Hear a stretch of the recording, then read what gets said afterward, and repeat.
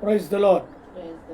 మహాదేవుడును గొప్ప దేవుడైన యేసు క్రీస్తు ఉన్నతమైన శ్రేష్టమైన నామాన్ని బట్టి వీళ్ళందరికీ ప్రభు పేరిట వందనాలు తెలియచేస్తున్నాను. తిరిగి సాయంకాల వేళలో ప్రభు సన్నిధిలో కొన్ని నిమిషములు గడపటానికి దేవుడు అనుగ్రహించిన గొప్ప సమయాన్ని బట్టి దేవాతి దేవునికి వందనాలు. గత 7 మాసాలు ముగించుకొని 8వ మాసం 8వ తారీఖు సాయంకాల వేళలో ప్రభు సన్నిధిలో చేరిన ప్రతి బిడ్డకు, లైవ్లో పాలు పొందుతున్న ప్రతి బిడ్డకు ప్రభు పేరట ఒక్కొక్కరికి మరి హృదయపూర్వక వందనాలు తెలియచేస్తున్నాను. మీరందరూ క్షేమంగా ఉన్నారని మేము నమ్ముతున్నాం, విశ్వసిస్తున్నాం. మరి అంతేకాకుండా ప్రపంచ యావత్తులు జరుగుతున్న మరి యుద్ధాలు జరుగుతున్నాయి. వాటి గురించి శాంతి సమాధానం కొరకు ప్రార్థిస్తున్నారని మేము కూడా ప్రార్థిస్తున్నాం, మీరు కూడా ప్రార్థిస్తున్నారని ప్రభు నామములో మేము నమ్ముచున్నాం. మా యొక్క మరి ప్రతి ఒక్కరి విషయంలో దేవుడు తన దయను కృపను చూపులాగున ప్రతి ఒక్కరు కూడా ఆయన సన్నిధిని ప్రేమించి బిడలుగా ఉండాలని ప్రభు పేరిట మనవి చేస్తూ ప్రార్థన చేసుకున్నాం. మహాపరిశుద్ధుడమైన ప్రేమ కలిగిన తండ్రి, దయగలిగిన మా ప్రభు మీకు వందనాలు. ఈ సాయంకాల వేళలో కొన్ని నిమిషములు ప్రభునితో గడపటానికి, సహవాసం చేయడానికి మీరిచ్చిన సమయానికై కృతజ్ఞతాస్తుతులు చెల్లిస్తాం.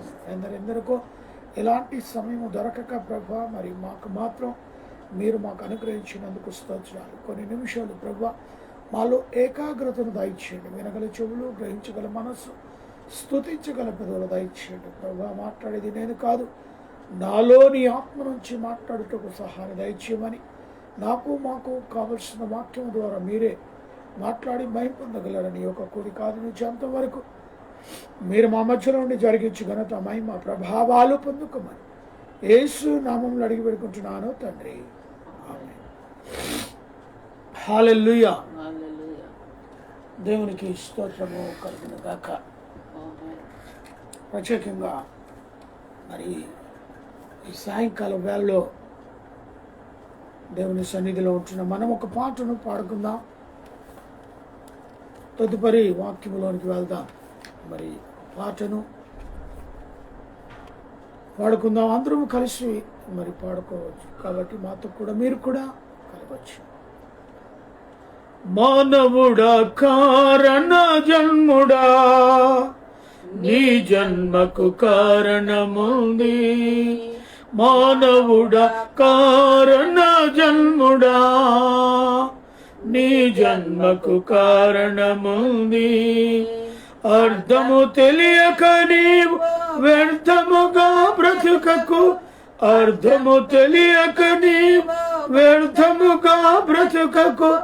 పరమార్థమున్నదని ప్రభు కొరకే బ్రతకమని, పరమార్థమున్నదని ప్రభు కొరకే బ్రతకమని. మానవుడా కారణ జన్ముడా, నీ జన్మకు కారణముంది. పూలెందుకు, కాయలెందుకు, ఋతువులెందుకు, కళలెందుకు. పువ్వులెందుకు, కాయలెందుకు, ఋతువులెందుకు, కళలెందుకు. ఉన్నవన్నీ నీ కోసమేనని, నీవు దేవుని కోసమేనని. ఉన్నవన్నీ నీ కోసమేనని, నీవు దేవుని కోసమేనని. గమనించి తెలుసుకో, గ్రహించి మసలుకో. గమనించి తెలుసుకో, గ్రహించి మసలుకో. నీ జన్మకు కారణముంది, నీ జన్మకు కారణముంది. మానవుడా కారణ జన్ముడా, నీ జన్మకు కారణముంది. సూర్యుడెందుకు, చంద్రుడెందుకు, రాత్రులెందుకు, పగలు ఎందుకు. సూర్యుడెందుకు, చంద్రుడెందుకు, రాత్రులెందుకు, పగలు ఎందుకు.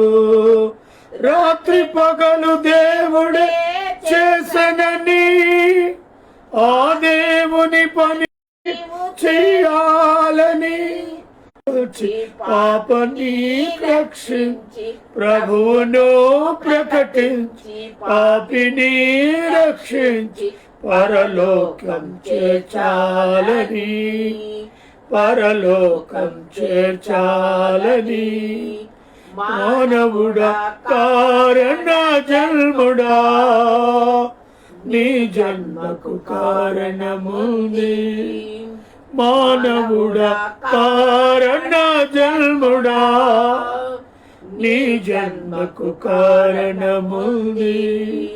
హల్లెలూయా. దేవునికి స్తోత్రము కలుగును గాక. ఈ సాయంకాల వేళలో ఒక అధ్యాయములో ఉన్న మాటలను మనం నెమరు వేసుకుందాం. మొదటి పేతురు 3వ అధ్యాయము మొదటి నుంచి కొన్ని వచనాలు అక్కడక్కడ నేను చెప్తాను. ఆ వచనాలను మనం ధ్యానిద్దాం. అటువలే స్త్రీలారా మీరు మీ పురుషులకు లోబడి ఉండుడి.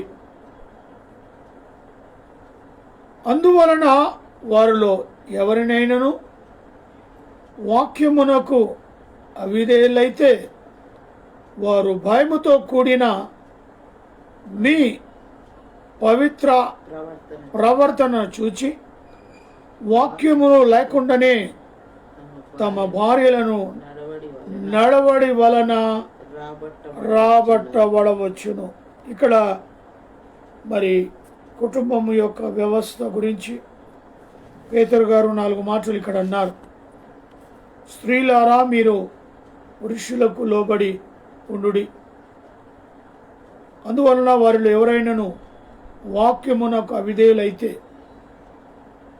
నిజమే, ఈరోజు కుటుంబాల్లో వాక్యం లేదు, కుటుంబాల్లో ప్రార్థన లేదు. కుటుంబ జీవితంలో ఉన్న వారంతా కూడా బిజీగా నడుస్తున్నారు. ఎవరు బిజీ వారిది అన్నట్టు దేవుని మర్చిపోతున్నారు. భయంకరమైన పరిస్థితిలో ఉంటున్నామని మనము ఏమాత్రము కూడా జ్ఞాపకం చేసుకుంటలేము. పరిస్థితుల ప్రభావాలు చాలా ఘోరంగా ఉన్నాయి బయట. నువ్వు, నేను, నీ కుటుంబం, నా కుటుంబం, ఇరుగు పొరుగు వారి కుటుంబం క్షేమంగా ఉంటే అయిపోయిందా? ప్రపంచంలో ఉన్న దేశాలు ఎటు వెళ్తున్నాయి ఒకసారి ఆలోచన చేశారా? కేరళ కానీ, మహారాష్ట్ర కానీ, మరి రష్యా, యుక్రెయిన్, అదే రీతిగా ఇజ్రాయెల్, పాలస్తీనా, ఆయా ప్రాంతాల్లో జరుగుతున్న భయంకరమైన తుఫాను, భయంకరమైన యుద్ధాలు, భయంకరమైన వర్షాల చేత, యుద్ధాల చేత ప్రపంచం ఒకవైపు తలడిల్లిపోతూ ఉంది. నేను క్షేమంగా ఉన్నా. వాక్యానుసారమైన జీవితం లేకుండానే భార్యాభర్తలుగా నడిపించబడలేము. దేవుని యందు క్రమశిక్షణ, భయముతో కూడిన భక్తి, కుటుంబంలో భార్యాభర్తలుగా కలిసి దేవుని స్తుతించి ఆరాధించి గణపరిచే బాధ్యతకు మనం కలిగి ఉండాలి. పరిస్థితుల ప్రభావం ఘోరంగా ఉన్నాయి. పరిస్థితులను బట్టి మనము ప్రార్థన చేయాల్సిన ఎంతైనా వారమై ఉన్నాం. కాబట్టి మరి స్త్రీల విషయంలో, పురుషుల విషయంలో, కుటుంబం విషయంలో పేతురు గారు చక్కగా వాక్యాన్ని తెలుపుతూ ఉన్నారు. వాక్యమునకు విధేయులైతేనే వారు భయముతో కూడిన మీ పవిత్ర ప్రవర్తన చూచి వాక్యమును లేకుండానే తమ భార్యల నడవడిసిన రాబట్టబడవచ్చును. కాబట్టి మరి వేరే విషయంలో కూడా ఆ కింది వచనాలు చెప్తాడు. ఏమంటాడంటే 3వ వచనములో జడలు అల్లుకొనుటయు, బంగారము నగలు పెట్టుకొనుటయు వస్త్రములు ధరించుకొనుటయును వెలపటి అలంకరణ మీకు అలంకారంగా ఉండక. ఈరోజు చాలా మటుకు మనం చూస్తూ ఉంటాం, బయటి అలంకరణ గురించి వేగిరపడుతూ ఉన్నారు. ఏమి ధరించాలా, ఏమి వేసుకోవాలా, ఎంత బంగారాన్ని మెడలో వేసుకోవాలా. ఒకప్పుడు స్త్రీలు వేసేవారు, కానీ నేటి దినాన జెంట్స్ కూడా గోల్డ్ మ్యాన్గా భయంకరమైన గోల్డ్ కిలోలు కిలోలు వారి పైన వేసుకుంటూ ఉన్నారు. కానీ ఇక్కడ స్త్రీల విషయంలో జడలు అల్లుకొనుటయు బంగారము పెట్టుకొనుటయు ఒక సాదా సీదా అయిన స్త్రీగా, నిన్ను చూస్తే నీ కుటుంబాన్ని చూసినట్టుగానే, నిన్ను చూస్తే నీ బిడ్డల యొక్క ప్రవర్తన చూసినట్టుగానే అటు తల్లిదండ్రులు ఉండాలని పేతురు గారు చెప్తూ ఉన్నారు. అందుకే ఆయన ఏమంటున్నాడంటే, జడలు అనుకొనుటయు బంగారం పెట్టుకొనుటయు వస్త్రములు ధరించుకొనుటయు వెలపటి అలంకరణ మీకు అలంకారంగా ఉండక. ఎలా ఉండాలి కూడా ప్రశ్న మనకు రావచ్చు. దానికి సమాధానం కూడా ప్రభు మాట్లాడుతున్నాడు. ఇవన్నీ లేకోకుండా దేవుని సన్నిధిలో కనబడాలని ప్రభు కోరుతున్నాడు. ఎలాగంటే సాధువైనట్టియు మృదువైనట్టియు అయి ఉన్న గుణములను అక్షయ అలంకరణ గల మీ హృదయపు అంతరంగ స్వభావము మీకు అలంకారముగా ఉండవలెను. ఈ మృదువైన వంటి సాధువైన వంటివి మరి గుణములను హృదయపు అంతరంగ స్వభావము మీకు అలంకారంగా ఉండాలి. బయటికి కనబడవు ఇవి. మృదువైన వంటివి సాధువైన వంటివి బయటికి కనబడవు. ఇవి అంతరంగముతో ఉండే గొప్ప బహుమతులు. ఈ బంగారము వెండి బట్టల కంటే కూడా అతి విలువైన మరి సాధు వంటియు మృదు వంటివి అయిన గుణములను అక్షయ అలంకరము మీ హృదయము అంతరంగ స్వభావము మీకు అలంకరముగా ఉండవలని. అది దేవుని దృష్టికి మిగుల విలువ గలది. ఎవరి దృష్టికి? ఈరోజు పరిస్థితి ఏమైపోయిందంటే, దేవునికి అలా కనబడి నడుస్తుంది, కానీ బయట ప్రపంచంలో కానీ నేను లేనట్టుగా ఉండకూడదు. ఉన్నా లేకపోయినా నకిలీవన్నీ వేసుకొని, ఒంటి నిండా నకిలీవన్నీ వేసుకొని నేను కనబడాలి, అలంకరించబడాలి. అందరి దృష్టి ఆకర్షణ నా తట్టు నేను త్రిప్పుకోవాలి అని ఆలోచన కలిగి ఉంటాను. దేవుడు చూసేది వీటిని కాదండి. దేవుడు ప్రత్యేకించి వాక్యంలో చదివిస్తున్న ప్రకారంగా నువ్వు నడిచినట్లయితే ఆయన అంటున్నాడు కదా, అది దేవుని దృష్టికి మికిలి విలువగలది.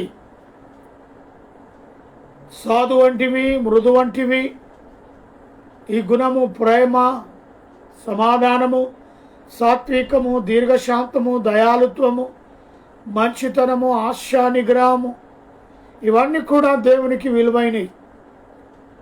వీటిని మనము బయటికి వెల్లడిపరచాలి. అంతరంగముల నుంచి బయటికి రావాలి. ఇవి బయటిగా అలంకరించే అలంకరణ ఆయనకి ఇష్టం లేదు.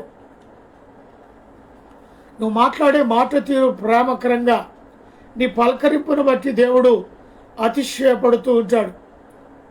నీ చూపును బట్టి దేవుడు అతిశయపడతాడు. నీ నడవడి బట్టి దేవుడు అతిశయపడతాడు. నువ్వు మాట్లాడే విధానాన్ని బట్టి. అలాంటిది దేవుడు తన యొక్క లేఖనాల్లో తీసుకుంటాడు తప్ప, నువ్వు ఎన్ని కిలోలు బంగారం సంపాదించుకున్నావు, నువ్వు ఎంత ఖరీదైన వస్త్రాలు వేసుకుంటున్నావు, నువ్వు ఎంత ఖరీదైన జుట్టుకు అలంకరణ చేసుకుంటున్నావు అని ఇవన్నిటిని గురించి ఆయన లెక్కలోకి తీసుకోడు.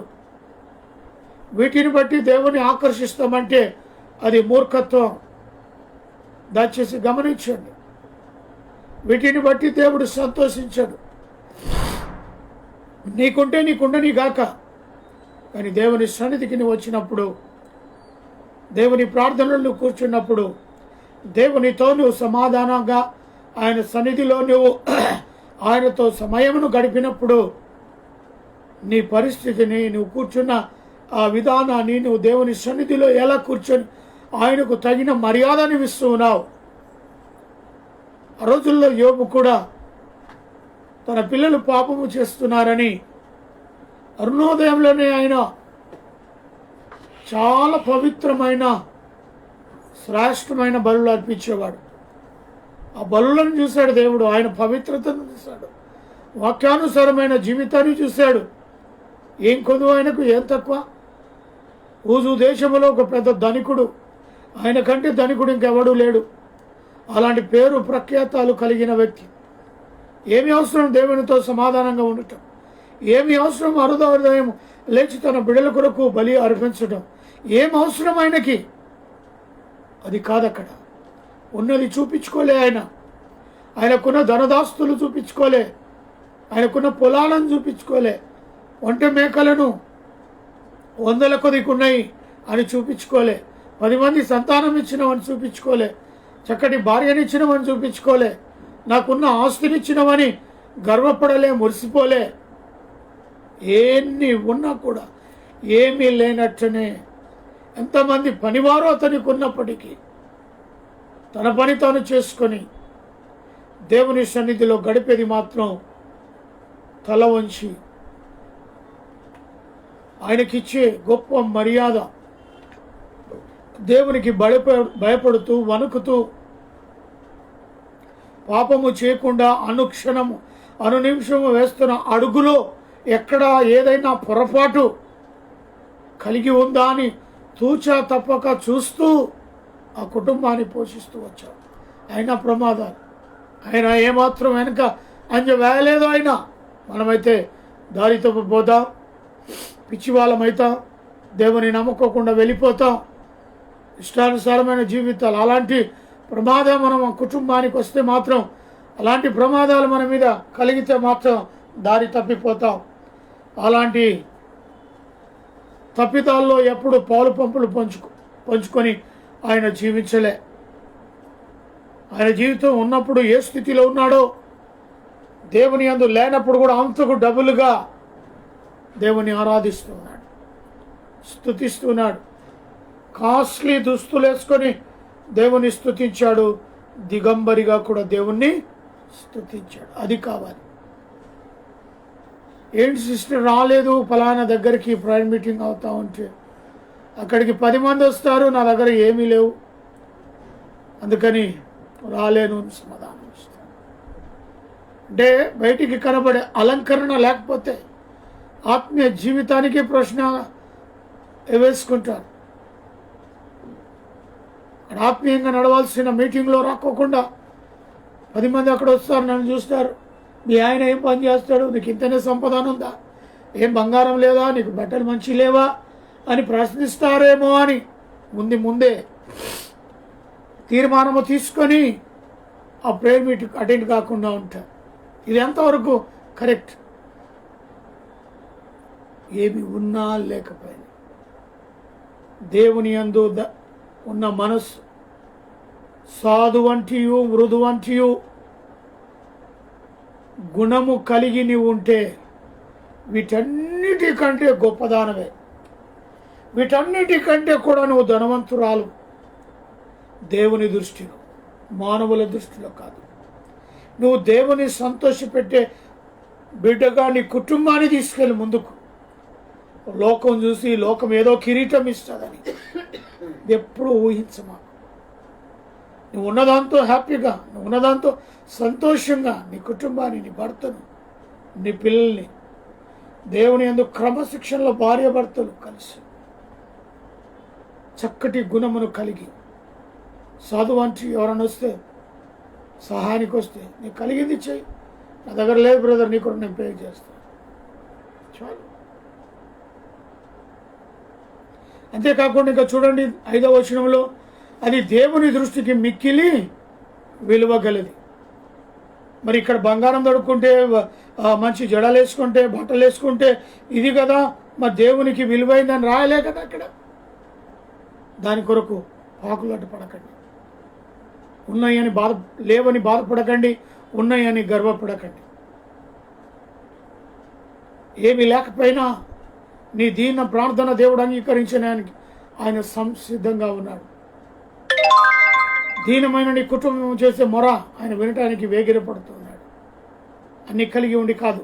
ఆ తర్వాత అటువలే పూర్వము దేవుని ఆశ్రయించిన పరిశుద్ధ స్త్రీలు తమ పురుషులకు లోబడి ఉండునట్టు చేత తమ్మును తాము అలంకరించుకునిరి. అంటే మనమే కాదు, మనకంటే పూర్వం మన పితరులు అలా ప్రవర్తించారు. చక్కటి భార్యగా తమ యొక్క యజమానులకు లోబడిన స్త్రీలుగా ఉన్నారు. అటువంటి వారు ఆ రోజుల్లో ఉన్నారు కాబట్టి నేడు వారిని మనం జ్ఞాపకం చేసుకోవడానికి ఈ పరిశుద్ధ గ్రంథములో వారి పేర్లను లిఖించాడు దేవుడు. అటువంటి వారు లేరు అనుకోవటానికి లేదు, అటువంటి వారు ఉన్నారు. పవిత్రంగా మరి యజమానునికి లోబడిన స్త్రీగా, భార్యగా, కుటుంబానికి క్రమశిక్షణైన మారు పేరు ఆ కుటుంబాన్ని రావాలని అలాంటి పరిస్థితుల్లో కూడా ఉన్నారు. అందులో ప్రథమ స్థానం ఆ ప్రకారము శారా అబ్రహామును యజమాని అని పిలుచుచు అతనికి లోబడి ఉండేను. ఈరోజైతే పరిస్థితి ప్రభావము యజమానుని ఏ స్థితిలో పిలుస్తున్నారు, ఏ స్థితిలో యజమానిని పలకరిస్తున్నారో తమ తమ భార్యలకు తెలిసి ఉండాలి. ఒకరు పేరు పెట్టి పిలుస్తారు, ఒకరు ఇష్టానుసారంగా వారి యొక్క హస్బెండ్లను పిలుస్తూ ఉంటారు. కానీ ఇక్కడ కూడా అబ్రహాము గారి యొక్క సతీమణి శారమ్మ యజమానిని పిలవటంలో కూడా మంచి పాత్ర.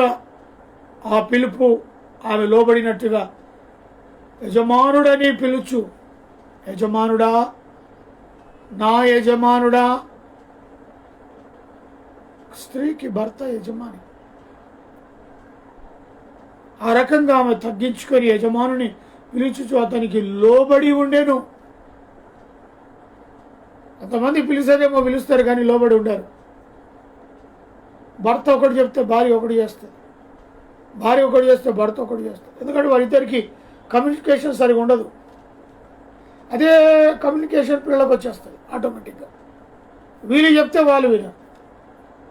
రాని తండ్రి పిలిస్తే వాడు అడ్డుపోతాడు, ఇటు రాని తల్లి పిలిస్తే ఈమె ఇటుపోతుంది. ఎందుకంటే వారికి గురువులు వీళ్ళగా, వారి ముందు ఎలా ప్రవర్తిస్తారో వాళ్ళు అలా నేర్చుకుంటారు. భార్య భర్త ముందు లోబడిన విధానాన్ని పిల్లలు గమనించారంటే ఆటోమేటిక్గా నా తండ్రికి ఇస్తున్న మర్యాదను బట్టి నా బిడ్డలు కూడా తండ్రికి అటువంటి గౌరవాన్ని ఇస్తారు, మర్యాదను ఇస్తారు. ఆయన కుటుంబం యొక్క యజమానుడు, ఆయనకు రావలసిన మర్యాద రావాల్సిందే. 100 600 ఆయనకు రావలసిన, ఆయనకు చెందాల్సిన మర్యాద. మీరు వాళ్ళ ముందరనే ఇష్టానుసారంగా మాట్లాడితే రేపు భవిష్యత్తులో పిల్లలు కూడా వారు ఎదిగి పెద్దగైనాక మీకు అలాంటి మర్యాద ఇవ్వరు. ఎందుకంటే మార్గదర్శులు మీరేగా, మీరు చూపించిన మార్గంలో నడవాలిగా వాళ్ళు. తర్వాత బాధపడి తర్వాత తలపట్టుకుంటే ప్రయోజనమేమి? మీ ప్రవర్తన మీరు జాగ్రత్తగా చూసుకునుడి. మీ కుటుంబం పట్ల, మీ పిల్లల పట్ల, భార్య భర్తల మీ యొక్క నిజ స్వరూపం ఎలా ఉంది వాళ్ళ మధ్య? ఎలాంటి ప్రేమకు గురవుతున్నారు మీరు? కస్సు బుస్సు కస్సు బుస్సు ఆయన రావటమే ఆలస్యం పట్టుకుంటుంది. ఉన్నంతసేపు కస్సు బుస్సు కస్సు బుస్సు. ఓ శాంతి లేదు, సమాధానం లేదు, కుటుంబంలో నెమ్మది లేదు, పిల్లలు నెమ్మది లేరు. ఎందుకు వచ్చి ఉన్నాం రా ఇంట్లో అన్నట్టుగా వాళ్ళు, ఎందుకు వచ్చాను రా ఇంటికని భర్త. అలాంటి పరిస్థితిలో భార్య ఎలా ఉండాలి యజమానునితో అనే విషయాన్ని శారమ్మ ద్వారా మనం నేర్చుకుంటున్నాం.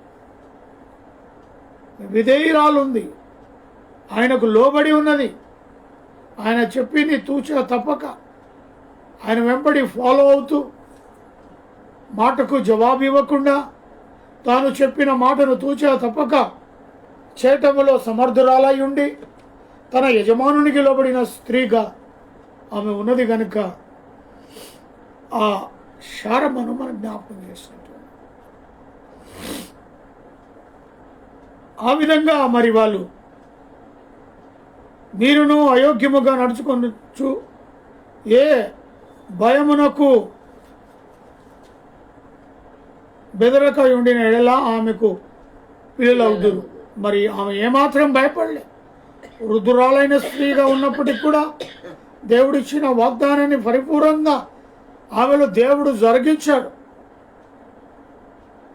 స్త్రీ ధర్మం పోయినప్పటికి కూడా ఆమె ఆ ఏజ్లో 100 ఏజ్లో బిడ్డలను కనడానికి సమర్థులైన స్త్రీగా ఆమె దేవుడు ఆమెను ఆశీర్వదించాడు. నీకు ఇస్తాను, గర్భఫలము చేత నిన్ను ఆశీర్వదిస్తాను, ఇసుక రేణువలని సంతానం అభివృద్ధి చేస్తాను. వాగ్దానం నెరవేరు. వారి సంతానమే మనమంతా. మరి అదే సంతానానికి ఈరోజు భయంకరమైన పరిస్థితులు ఇజ్రాయెల్లో జరుగుతూ ఉన్నాయి. వాగ్దానపు దేశము అది ముస్లింలకు ఎంత ప్రాముఖ్యమో ఈ ముస్లిం సహోదరులు కూడా ఎవరో కాదు. మరి అబ్రహాం గారికి దాసిగా వచ్చిన హగర్ పిల్లలే. శారమ్మకు దాసిగా ఆమెను పంపారు. శారమ్మకు బిడ్డలు కనకపోతే ఆమెను బై ఫోర్స్ హగరుతో గడుపు అన్నది, హగరును సేవించు అన్నది. ఆమెకు మొదట కుమారుడు, ఆ తర్వాత శారమ్మకు వారు పెద్దవారి అయి ఉన్నప్పటికీ కూడా వారిద్దరి మధ్యలో గొడవలు ఆనాటి నుంచి నేటి వరకు ప్రపంచ యావత్తులో తల్లకిల్లడవుతుంది. ఈరోజు ప్రపంచం మధ్యలో ఉన్న ఇజ్రాయెల్ భయంకరమైన యుద్ధాల్లో పాల్పొంపులు పొందుతుంది. దేవుని కృప. ఒకవైపు యూదులు మాది అని, ఒకవైపు ముస్లిమ్స్లు మాకని, మరి ఒకవైపు క్రిస్టియన్స్ క్రీస్తుని అనుసరించేవారు. ఈ మూడు కూడా ఒకటే చెప్పాలి అంటే, కానీ వాళ్ళలో భేదాలు వచ్చి ఆ భూమి విషయంలో ఈరోజు జరుగుతున్న గొప్ప యుద్ధాలు ఎన్నో ప్రాణాలు పోయినాయి, వేల ప్రాణాలు పోయాయి, ఎంతో నష్టం, ఆస్తి నష్టం కలిగింది. అయినా వదలట్లేదు, ఇంకా జరుగుతూనే ఉన్నాయి. ఇంకా అది 3వ ప్రపంచ యుద్ధానికి కూడా వెళ్ళపోవచ్చేమో అని అంటున్నారు. జాగ్రత్త. అందుకే మన కుటుంబం దేవుని సన్నిధిలో కనబడి ప్రార్థన చేయాలని, దేవునితో గడపాలని. అంతేకాకుండా మరొక మాట 9వ వచనం, ఆశీర్వాదమునకు వారసుడగుటకు మీరు పిలువబడినారు కనుక కీడునకు ప్రతి కీడైనను దూషణకు ప్రతి దూషణైనను చేయక దీవించడం. ఇది మన పని కాదు. ఆయన చేత ఆశీర్వదించబడ బిడగా మనం పిలువబడ్డాం. దేవునికి మహిమ కలుగునగా. ఆయన పేరు పెట్టి మనల్ని పిలిచాడు. ఆయన సొత్తుగా తన రక్తంలో కడగబడి, మీరు నా సొత్తు, మీ పాపముల నిమిత్తం నేను మరణించాను, మీ పాపముల నిమిత్తం నా రక్త ప్రోక్షణ, ఆ రక్తంలో యేసు రక్తంలో నువ్వు కడగబడినట్టయితే, యేసు రక్తంలో నువ్వు పవిత్రుడుగా ఆశీర్వదించుటకు వారసుడుగా మీరు పిలువబడితిరి గనుక కీడునకు ప్రతి కీడైనను దూషణకు ప్రతి దూషణను చేయక వారిని ఏం చేయాలా? దీవించాలి. దీవెన వచనాలు రావాలి. అందరూ నోరు తెరిస్తే భయం, బ్రదర్ వారింటిగా, అమ్మ నేను రాను. అలాంటి పరిస్థితులు రానివ్వకండి. లోకంలో శాంతి సమాధానంతో ఉంటేనే మనకు సమాధానం. ఆ శాంతి లేకపోతే జరుగుతున్న యుద్ధాలను చూస్తున్నాం. భూకంపాలు జపాన్లో నిన్ననే భయంకరమైన భూకంపం, కేరళనే మొన్ననే వర్షాలకి ఎంత ఘోర నష్టం. మహారాష్ట్రలో వర్షాలకు ఎంత ఘోర నష్టం కళ్ళ ముందు మనం కట్టి చూపిస్తున్నాం. 3 ఏళ్ల క్రితం జరిగిన కరోనాతో అన్నీ కూడా మనకు భయమే. కానీ విచ్చలవిడిగా తాగుతూ తిరుగుతూ తింటూ దేవుని ఆరాధించకుండా ఇష్టానుసారమైన జీవితం. భయంకరమైన పరిస్థితి ఏంటంటే నేటి దినాన మగవాళ్ళ కంటే కూడా ఆడవాళ్ళు భయంకరంగా తాగుతున్నారు. ఎక్కడ పడితే అక్కడే. ఏం చేస్తున్నాం, ఎక్కడ వెళ్తున్నాం కూడా సోయి లేకుండా తాగేసి భయంకరమైన తూగులాడుతున్నాం. ఎట్టుపోతుందో ప్రపంచం అర్థం అవట్లేదు. 10వ వచనం, జీవమును ప్రేమించి మంచి దినములో చూడగోరు వాడు చెడ్డదాన్ని పలకకుండా తన నాలుకను కపట వాక్యములు చెప్పకుండా తన పెదవులను కాచుకునవలెను. ఎందుకంటే మనం ఆశీర్వదించబడటానికి వచ్చాం కాబట్టి జీవమును ప్రేమించిన మంచి దినములు చూడగోరాలని ఎవరికైనా ఆశ ఉంటుంది కదా. నేను మంచిగా ఉండాలని, మంచి జీవితాన్ని అనుభవించాలని, సుఖవంతమైన జీవితంలో నా కుటుంబం ముందుకు వెళ్ళాలని ప్రతి ఒక్కరూ ఆ ఆశతోనే క్రీస్తు మార్గంలో నడవటానికి వచ్చాం. అందుకే అటువంటి వారంట చెడ్డ మాటలు వాడు చెడ్డదాన్ని పగలకుండా తన నాలుకను చెడ్డ మాటలు రాకూడదంట, కపటం మాటలు రాకుండా పెదవులను కాచుకోవాలంట. అంటే దీన్ని బట్టి ఏంది, లోకంలో పాపం ఎక్కడ లేదు, ఈ నోట్లోనే ఉంది. భయంకరమైన నాలుకనే ఇష్టానుసారంగా కపటమైన మాటలు. మరి అది ఎప్పుడు కూడా చిచ్చు పెట్టేది. చిన్నదే, నాలుక చాలా చిన్నదే, కానీ అగ్ని రాసి తగులబెడుతుంది. కుటుంబాలను తగులబెట్టేస్తుంది. ఫ్రెండ్షిప్ చూడదు, స్నేహితులను బంధువులను చూడదు, ఇరుగు పొరుగు వారిని చూడదు. చిన్న నాలుకనే ప్రపంచాన్ని తిరిగి వస్తుంది. చిన్న నాలుకనే అగ్నిని తగలబెడుతుంది. అగ్గిపులోకి ఎంత ఉంటుందండి నిప్పు మనం చేయాలంటే, చిన్న గంధకం ఇట్లా గీక్తే మంట వస్తుంది. ఆ మంట ఇలా ఇసిరేస్తే అడవే తగలబడిపోతుంది. అలాగా శరీరంలో చిన్న పాటైన నాలుక అవయం. ఆ నాలుక చాలా జాగ్రత్తగా మనం వాడాలి. పాపపు ప్రపంచములో ఈ నాలుక. అందుకే నాలుక విషయంలో చెడ్డదాన్ని పలకకుండా తన నాలుకను, కపటమైన వాక్యమును చెప్పకుండా తన పెదవులు కాచుకోమన్నాడు. ఇలాంటి మాటలు రావాలి. సాధ్యమైనంత మటుకు దేవుని మాటలు ఉండాలి నీ హృదయంలో, నీ నోటిలో. చక్కటి పలకరింపు ఉండాలి. నీతో సహవాసం చేసేవారి మధ్య చక్కటి పలకరింపు.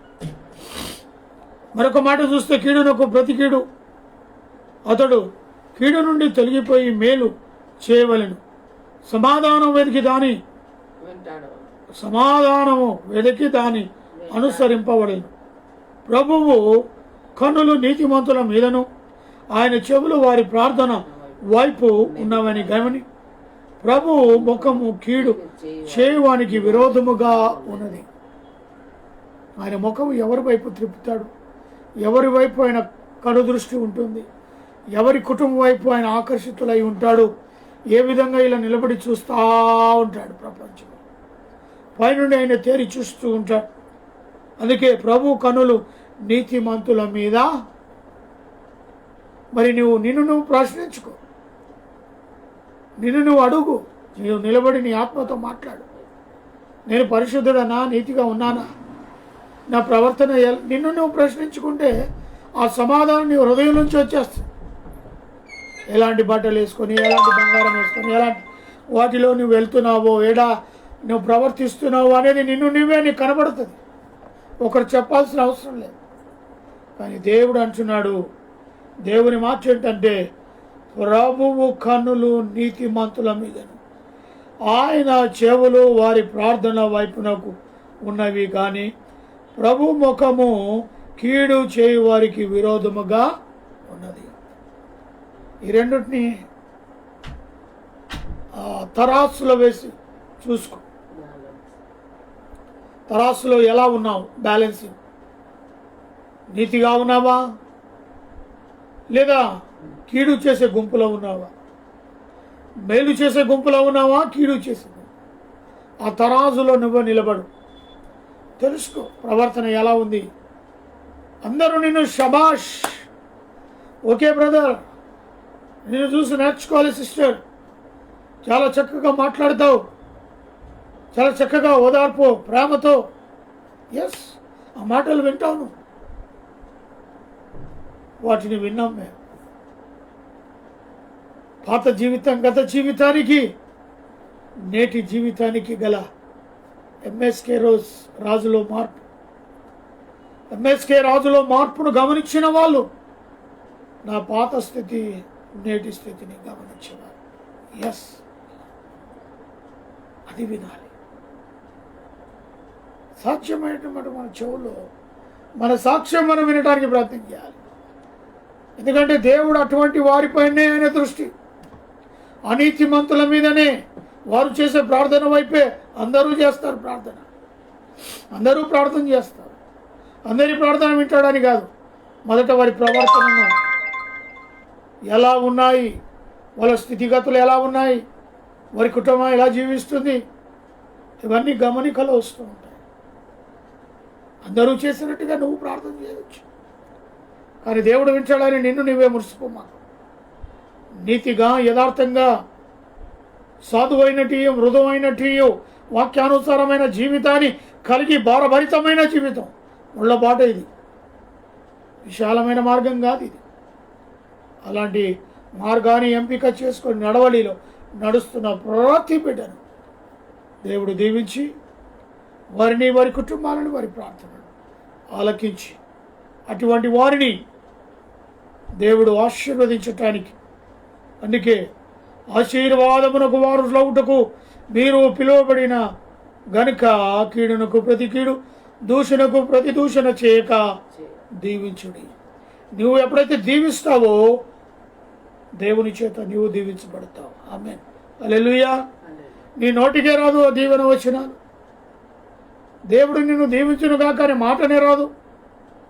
మరి దేవుడు నిన్నెట్లా దీవించాలి? నువ్వు ఇతరులను దీవిస్తేనేగా దేవుని కనుదృష్టి నీ మీద వస్తుంది.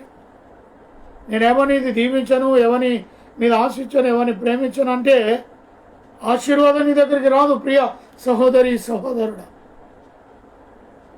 అందుకే చాలా చక్కటి క్రమశిక్షణ అయిన కుటుంబంగా పేతురు గారు మొదటి పేతురు 3వ అధ్యాయంలో ఈ యొక్క చక్కటి మరి కుటుంబానికి కావలసిన వాక్యాధారను బయలుపరిచాడు. వాటి బట్టి మన కుటుంబాన్ని మనము తయారు చేసుకోవాలి. ఆత్మీయ స్థితిలోనికి అవకాశం ఇస్తున్నాడు. 8వ మాసం 8వ తారీఖు 2024లో దేవుడు ఇంకా నీకు అవకాశం ఇస్తున్నాడు. నీతిగా, నిజాయితీగా, సాధువుగా, మరియు మృదు వంటి స్వభావము కలిగిన మనిషిగా, స్త్రీగా, ఆశీర్వాదానికి వారసులకు పిలువబడిన మనము ఆ లక్షణాలు దేవుని ఎదుట చూపిస్తూ, కనబడుతూ, ఆత్మీయ జీవితాన్ని ప్రశ్నిస్తూ ముందుకు వెళుతూ, ఎక్కడ ఆత్మీయ జీవితం తగ్గిపోయింది అక్కడ ఉన్నతంగా లేవనెత్తుతూ, దేవునికి అనుకూలముగా, సమీపంగా నీవును నీ కుటుంబమును అనుదినము యోబు వలె కనబడుతూ కదా, నోహాబు వలె కనబడుతూ, కుటుంబాన్ని రక్షణ కొరకే అనుదినం ప్రోకులాడుతూ ముందుకు వెళ్ళే కుటుంబాలు కావాలి. కానీ నగలతో, బట్టలతో అలంకరించబడి ఆకర్షితురాలై ఇతరుల కన్నులు కూడా, దృష్టి కూడా నీ మీద ఆకర్షణ చేసుకుని వారి ఉన్న ఆత్మీయ జీవితాన్ని పతనము చేసే స్థితిలోనూ కనపడకూడదు అని దేవుని వాక్యము సెలవిస్తూ ఉన్నది. అటువంటి వారి గుణమే దేవునికి వారి హృదయము అంతరంగ స్వభావమునకు అలంకారంగా ఉండవలనని, అది దేవునికి దృష్టికి మిగుల విలువగలది అనేది గ్రహించి అటు మృదువైన, సాధువైన హృదయాన్ని ధరించుకొని ముందుకు వెళ్తారని ప్రభు పేరట మనవి చేస్తూ నా మాటలు నేను ముగిస్తూ ఉన్నాను. ప్రార్థన చేసుకుందామా? తరలో వంచుకొని. ప్రేమ నమ్మకము గల ప్రియ పరలోకపు తండ్రి యేసుదేవా, మీకు మా వందనాలు అయా.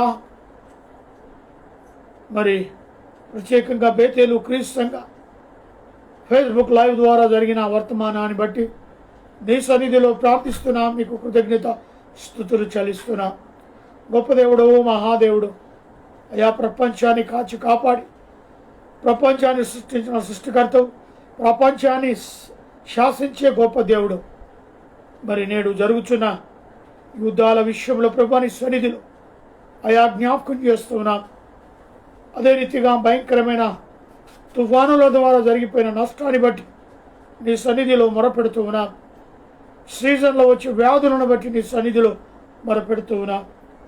అయా, ఎక్కువ వర్షాన్ని ఇస్తే మా దేశం ప్రపంచంలో పండిస్తున్న రైతు బిడ్డలు అయా, వారి యొక్క పంటలన్నీ నాశనం, అటువైపు మరి యొక్క నష్టం, ప్రాణ నష్టం, ఆస్తి నష్టం భయంకరంగా జరుగుతూ ఉన్నాయి. ప్రభు, ఏ ప్రాంతానికి కూడా వలడకుండా భయంకరమైన వర్షాల ద్వారా కేరళ, మహారాష్ట్ర అయా అనేకమైన దేశాల్లో, ప్రాంతాల్లో మంచు తుఫానుల ద్వారా నైనా నష్టపోతున్నారు.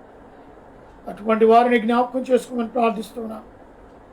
మా దేశాన్ని, ప్రపంచాన్ని వెళ్తున్న దేశ నాయకులను బట్టి ప్రార్థిస్తున్నాం. రాష్ట్రపతిని, ప్రధానమంత్రిని, ఆ రాష్ట్రాల్లో ఉన్న ముఖ్యమంత్రులను, మంత్రులను, గవర్నమెంట్లో అధికారులుగా ఉన్న ప్రతి బిడ్డలను దీవించి ఆశీర్వదించండి. దేశ సరిహద్దులు ఉన్న మిలిటరీ వారిని, పోలీసు వారిని, పారిశుద్ధ కార్మికులను, ప్రెస్ వారిని, డాక్టర్లు, నర్సులను, ఆయిలను, పేషెంట్లను స్వస్థపరచమని ప్రతి ఒక్క కుటుంబాన్ని దీవించి ఆశీర్వదించమని ప్రార్థిస్తున్నాను. అయా, పాలించేవారిని, కన్నైన వారిని జ్ఞాపకం చేసుకున్నాను. వివాహ దినములు, జన్మదినం చెప్తున్న పిల్లల మెండారుగా దీవించాను. Heart problem, liver problem, kidney problem, మోకాల నొప్పులతో, అరికాల నొప్పులతో, బీపీ, షుగర్ లాంటి జబ్బులతో బాధపడుతున్న వారికి స్వస్థత విడుదల చేస్తున్నాము. కాలుగునుగా కానీ ప్రార్థిస్తున్నాను. ప్రత్యేకంగా మా యొక్క తల్లిదండ్రి ఆత్మకు శాంతి, సమాధానం విడిచిపెట్టిన కుటుంబ సభ్యులకు ఓదార్పు, నెమ్మదిని అనుగ్రహించండి.